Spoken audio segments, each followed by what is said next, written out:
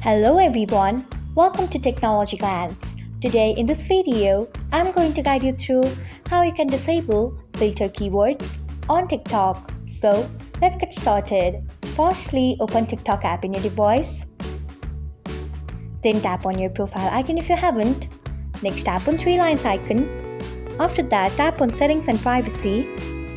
Next tap on privacy. Then tap on comments. Next you can see the option of filter keywords. Turn off it by tapping on it. So this is how you can disable filter keywords on TikTok. Thanks for watching. If you found this guide helpful, we would love it if you hit the thumbs up button below. We upload great new tech tutorials like this one every day, so do not forget to subscribe to our channel and hit the bell icon so that you will never miss another update.